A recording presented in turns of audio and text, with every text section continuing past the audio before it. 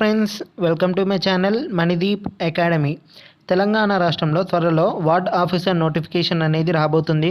అందులో భాగంగా పేపర్ 1 అనేది జనరల్ స్టడీస్కి సంబంధించింది.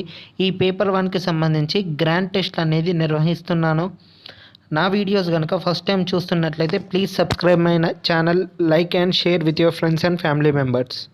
ఫస్ట్ క్వశ్చన్, ఐక్యరాజ్య సమితి 2015-30 మధ్య ఎన్ని సుస్థిర అభివృద్ధి లక్ష్యాలను ఎజెండాగా తయారు చేయబడింది? 25, 17, 18, 32. ఐక్యరాజ్య సమితి 2015-30ని భాగంగా 17 సుస్థిర అభివృద్ధి లక్ష్యాలను తయారు చేయడం జరిగింది. 17 అనేది సరి అయినది. సెకండ్ క్వశ్చన్, అంతర్జాతీయ పప్పు దినుసుల సంవత్సరంగా దేనిని ఐక్యరాజ్య సమితి గుర్తించడం జరిగింది? 2016, 2017, 2018, 2019. అంతర్జాతీయ పప్పు దినుసుల సంవత్సరం అని 2017ని గుర్తించడం జరిగింది. 2017 అనేది సరి అయినది. ఐక్యరాజ్య సమితిలో అధికార భాషలు ఎన్ని? ఐక్యరాజ్య సమితిలో అధికార భాషలు ఆన్సర్ 6. ఐక్యరాజ్య సమితి నందు 6 అధికార భాషలు అనేది ఉండడం జరిగింది. అవి వచ్చేసి Chinese, French, Russia, England, Spanish. 6వ భాషగా అరబిక్ భాషను చేర్చడం జరిగింది. ఐక్యరాజ్య సమితిలో మొత్తం 6 భాషలు కలవు. ఐక్యరాజ్య సమితి యొక్క గ్రంథాలయం ఎక్కడ ఉంది? Rome, Geneva, Paris, Delhi. ఐక్యరాజ్య సమితి యొక్క గ్రంథాలయం అనేది జెనీవాలో ఉండడం జరిగింది. హెమర్ స్కోల్డ్ గ్రంథాలయంగా పేర్కొంటారు. ఈ గ్రంథాలయం అనేది జెనీవా నగరం నందు ఉండడం జరిగింది. ఐక్యరాజ్య సమితి యొక్క విశ్వవిద్యాలయం ఎక్కడ కలదు? యుఎన్ఓ యొక్క విశ్వవిద్యాలయం అనేది జపాన్లోని టోక్యో నగరంలో కలదు. 3 అనేది సరి అయినది. అలాగే యుఎన్ఓ యొక్క ప్రాంతీయ కార్యాలయం అనేది ఇరాక్ క్యాపిటల్ అయిన బాగ్దాద్లో ఉండడం జరుగుతుంది. సిక్స్త్ క్వశ్చన్, ఐక్యరాజ్య సమితి భద్రతా మండలిలో సభ్యత్వం 11 దేశాల నుంచి 15 దేశాలకి ఏ సంవత్సరంలో పెంచబడింది? 1955, 1965, 1975, 1985. ఐక్యరాజ్య సమితి భద్రతా మండలిలో ప్రస్తుతం 15 సభ్య దేశాలు కలవు. అయితే 11 నుంచి 15 సభ్య దేశాలకు 1965వ సంవత్సరంలో పెంచడం జరిగింది. 1965 అనేది సరి అయినది. 2 అనేది సరి అయినది. యుఎన్ఓ సమితిలో భారతదేశం ఏ సంవత్సరంలో సభ్యదేశం అయ్యింది? ఐక్యరాజ్య సమితి నందు భారతదేశం అనేది సభ్యదేశంగా ఎప్పుడు నమోదయ్యిందంటే 1945వ సంవత్సరంలో నమోదు కావడం జరిగింది. అయితే ఐక్యరాజ్య సమితిని స్థాపించింది 1945 అక్టోబర్ 24వ తేదీన ఏర్పాటు చేయడం జరిగింది. అయితే మన భారతదేశం అనేది 1945 అక్టోబర్ 30వ తారీఖున ఐక్యరాజ్య సమితిలో సభ్యదేశంగా చేరడం జరిగింది. అలాగే ఐక్యరాజ్య సమితి యొక్క మొట్టమొదటి సమావేశం అనేది లండన్లో ఏర్పాటు చేయడం జరిగింది. ఐక్యరాజ్య సమితి సాధారణ సభ మొదటి సమావేశం ఎక్కడ జరిగింది? Answer London. లండన్ అనేది సరి అయిన సమాధానం. ఐక్యరాజ్య సమితి దినోత్సవంగా ఎప్పుడు జరుపుకుంటారు? ఐక్యరాజ్య సమితి అనేది 1945వ సంవత్సరంలో అక్టోబర్ 24వ తేదీన ఏర్పాటు చేయడం జరిగింది. ఈ అక్టోబర్ 24వ తేదీనే ఐక్యరాజ్య సమితి దినోత్సవంగా జరుపుకుంటారు. 10th క్వశ్చన్, జాతీయ విద్యా దినోత్సవంగా ఏ రోజును జరుపుకుంటారు? ఆన్సర్ నవంబర్ 11వ తారీఖున జాతీయ విద్యా దినోత్సవంగా జరుపుకుంటారు. 11th క్వశ్చన్, అంతర్జాతీయ అక్షరాస్యత దినోత్సవంగా ఏ రోజును జరుపుకుంటారు?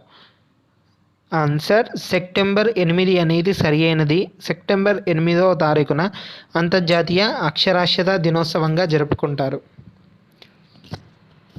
12th క్వశ్చన్, మానవ హక్కుల దినోత్సవంగా ఏ రోజును జరుపుకుంటారు? మానవ హక్కుల దినోత్సవంగా డిసెంబర్ 10వ తారీఖున జరుపుకోవడం జరుగుతుంది. డిసెంబర్ 10 అనేది సరి అయినది. ప్రపంచంలో అత్యంత పెద్ద నౌకాయాన కాలువ ఏది? పనామా కాలువ, సూయజ్ కాలువ, ఇందిరాగాంధీ కాలువ.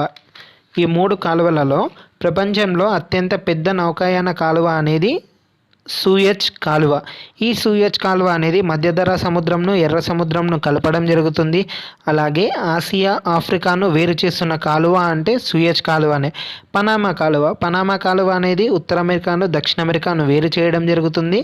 పసిఫిక్, అట్లాంటిక్ మహాసముద్రాలను కలపడం జరుగుతుంది. ఇందిరాగాంధీ కాలువ అనేది మన భారతదేశంలో కలదు. ప్రపంచంలో అత్యంత పెద్ద నౌకాయాన కాలువ సూయజ్ కాలువ. భారతదేశంలో మొట్టమొదటి బహుళార్థక సాధక ప్రాజెక్ట్ పేరు ఏమిటి? Nagarjuna Sagar, Farakka project, Hirakud project, Bhakra Nangal project. భారతదేశంలో మొదటి బహుళార్థక సాధక ప్రాజెక్ట్ వచ్చేసి బాక్రానంగల్ ప్రాజెక్ట్.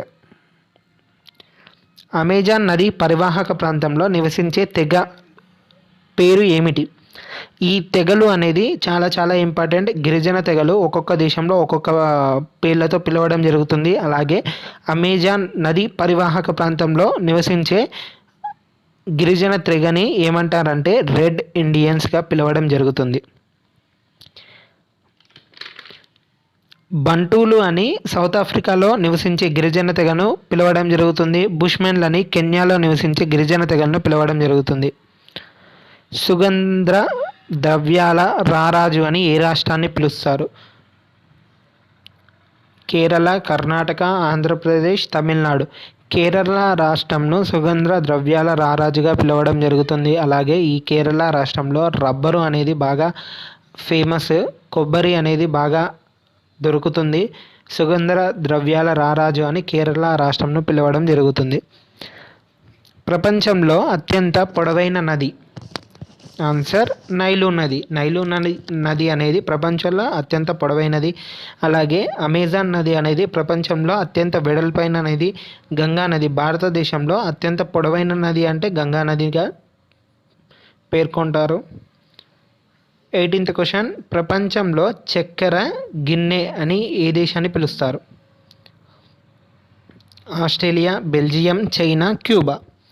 క్యూబాను ప్రపంచ చక్కెర గిన్నె అని పిలుస్తారు. అలాగే భారతదేశం చక్కెర గిన్నె అని దేన్ని పిలుస్తారంటే ఉత్తరప్రదేశ్ రాష్ట్రాన్ని భారతదేశం యొక్క చక్కెర గిన్నె అని పిలవడం జరుగుతుంది. 19th క్వశ్చన్, ఏ దేశంలో లోతైన మెట్రో స్టేషన్ అనేది ఉంది?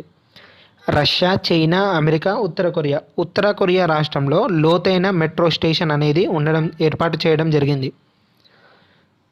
ప్రపంచంలో అతి ఎత్తైన రోడ్డు మార్గం ఈ పట్టణాల మధ్య ఉంది. ప్రపంచంలో అతి ఎత్తైన రోడ్డు మార్గం అనేది శ్రీనగర్ నుంచి డెహ్రాడూన్, మనాలి నుంచి లే, మనాలి నుంచి టిబెట్, కాశ్మీర్ నుంచి టిబెట్.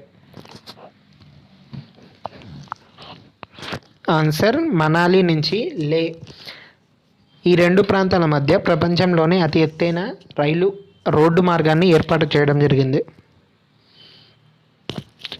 కొన్ని కోట్ల నక్షత్రాల సముదాయాన్ని ఏమంటారు? పాలవెల్లి, ఆకాశగంగా, పాలపుంత, పైవన్నీ సరి అయినది. కొన్ని కోట్ల నక్షత్రాల సముదాయాన్ని పాలవెల్లి అని పిలుస్తారు, ఆకాశగంగా అని పిలుస్తారు, పాలపుంత అని పిలవడం జరుగుతుంది. పై 3 సరి అయినయే. 4వది పైవన్నీ సరి అయిన సమాధానం. మాన్సూన్ అనే పదం మాసిమ్ అనే పదం నుంచి పుట్టింది. ఇది ఏ భాష నుంచి వచ్చింది? గ్రీకు భాష, లాటిన్ భాష, అరబిక్ భాష, పైవేవి కావు. మాన్సూన్ అనే పదం మాసిమ్ అనే పదం నుంచి పుట్టింది. ఈ మాసిమ్ అనే పదం అరబిక్ భాషకు చెందిన పదం. 3 అనేది సరియైన సమాధానం. మన దేశంలో వర్షపాతం ఎక్కువగా ఏ ఋతుపవనాల వల్ల కలుగుతుంది? ఆన్సర్ నైరుతి ఋతుపవనాలు. ఈ నైరుతి ఋతుపవనాల వల్ల అత్యధిక వర్షపాతం అనేది భారతదేశంలో సంభవిస్తుంది. భారతదేశంలో అత్యధిక వర్షపాతం పొందే ప్రాంతం అంటే చిరపుంజి అనేది సరియైన సమాధానం. అలాగే అత్యధిక ఉష్ణోగ్రత గల ప్రాంతం అంటే రాజస్థాన్ రాష్ట్రాన్ని పేర్కొంటారు. భూమధ్య రేఖ నుంచి ధృవాల వైపు పోతున్న కొలది ఉష్ణోగ్రత అనేది తగ్గుతుందండి. ధృవాల వైపు నుంచి భూమధ్య వైపుకి పోతున్న కొలది ఉష్ణోగ్రత అనేది పెరుగుతుంది. అలాగే భూమధ్య రేఖ నుంచి ధృవాల వైపు వెళ్తున్న కొలది ఉష్ణోగ్రత అనేది తగ్గుతుంది. 2 అనేది సరియైన సమాధానం. ప్రపంచంలో అతి ఎత్తైన శిఖరం. Answer Everest. 2 పర్వత శ్రేణుల మధ్య భాగం దిగజారి పెద్ద లోయ ఏర్పడ్డాన్ని ఏమంటారు? పీఠభూమి, మైదానం, పగలు లోయ ఏది కాదు. పగలు లోయ అనేది సరియైన సమాధానం. 2 పర్వత శ్రేణుల మధ్య భాగం దిగజారి పెద్ద లోయ ఏర్పడుతుంది. దీనిని పగలు లోయ అని పిలుస్తారు. మన దేశపు ప్రామాణిక కాలం గ్రీనిచ్ ప్రామాణిక కాలం కంటే ఎన్ని గంటలు ముందు ఉంటుంది? 3:30 గంటలు, 4:30 గంటలు, 5:30 గంటలు, 6:30 గంటలు. ఈ క్వశ్చన్ అనేది రిపీటెడ్ క్వశ్చన్. మన దేశానికి గ్రీనిచ్ ప్రామాణిక కాలమానానికి మధ్య 5:30 గంటల వ్యత్యాసం అనేది ఉండడం జరుగుతుంది. అలాగే మన దేశంలో సూర్యుడు ఉదయించే రాష్ట్రంగా అరుణాచల్ ప్రదేశ్ని పేర్కొనడం జరుగుతుంది. అలాగే సూర్యుడు అస్తమించే రాష్ట్రంగా గుజరాత్ను పేర్కొనడం జరుగుతుంది.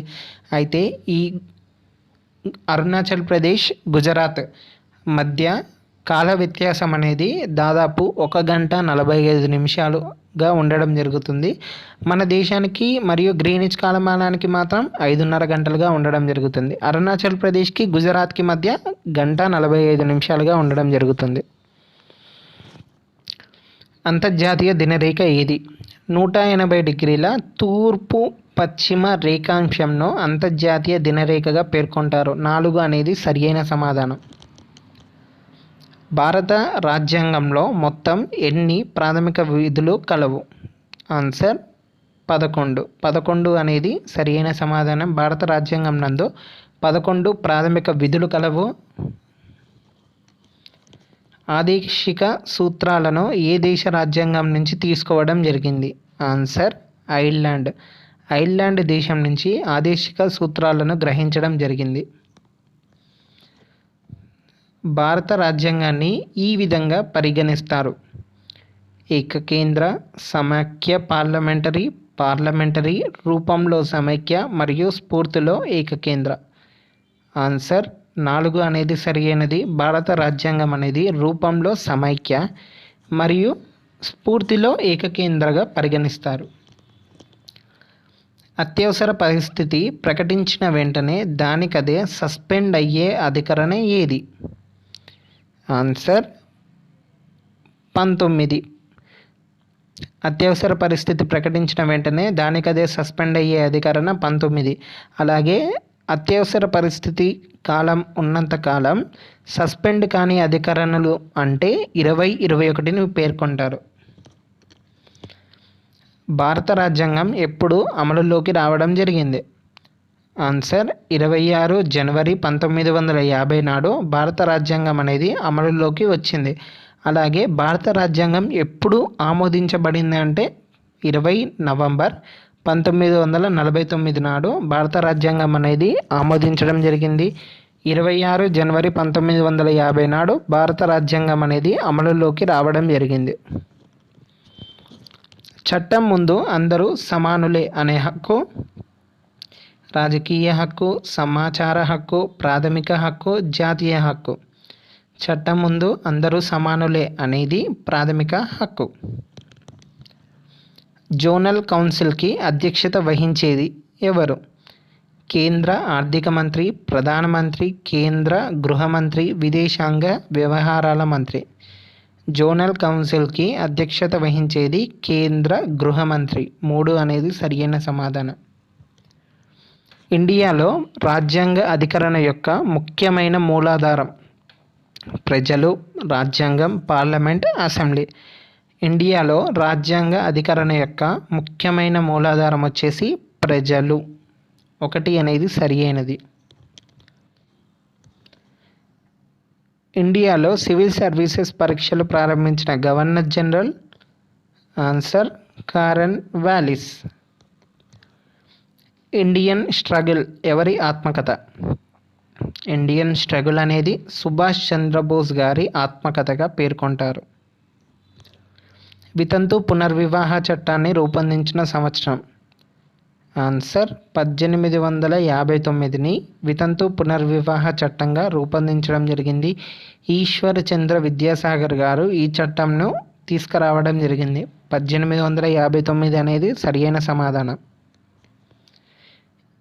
ఏ దేశంలో మొట్టమొదటిసారిగా స్త్రీలకు ఓటు హక్కు కల్పించబడింది? Answer New Zealand. న్యూజిలాండ్ దేశం నందు మొట్టమొదటిసారిగా స్త్రీలకు ఓటు హక్కు అనేది కలిగించబడింది. భారత రాజ్యాంగంలోని ఏ అధికరణ రాజ్యాంగ సవరణ చేయు అధికారమునకు సంబంధించింది? ఆన్సర్ 368 సెక్షన్ అనేది భారత రాజ్యాంగంలోని అధికరణ రాజ్యాంగ సవరణ చేయు అధికారమునకు సంబంధించింది. 368 అనేది సరియైన సమాధానం. రాజ్యాంగంలోని ఏ షెడ్యూల్ రాజ్యాంగం గుర్తించిన 22 భాషలు కలవు? ఆన్సర్ 8. 8వ షెడ్యూల్ అనేది భారతదేశంలో భాషలకు సంబంధించింది. రాజ్యాంగ ప్రవేశిక భావాన్ని ఏ దేశ రాజ్యాంగం నుంచి తీసుకుంటారు? Answer America. అమెరికా నుండి రాజ్యాంగ ప్రవేశిక భావాన్ని తీసుకోవడం జరిగింది. వ్యక్తి స్వేచ్ఛకు సంబంధించినది ఏది? Answer habeas corpus. Habeas corpus అనేది వ్యక్తి యొక్క స్వేచ్ఛకు సంబంధించింది. భారతదేశం సర్వసత్తాక ప్రజాస్వామ్య గణతంత్ర రాజ్యాలుగా ఎప్పుడు ఏర్పడింది? ఆన్సర్ 26 జనవరి 1950 నాడు భారతదేశం అనేది సర్వసత్తాక ప్రజాస్వామ్య గణతంత్ర రాజ్యంగా ఏర్పాటు చేయడం జరిగింది.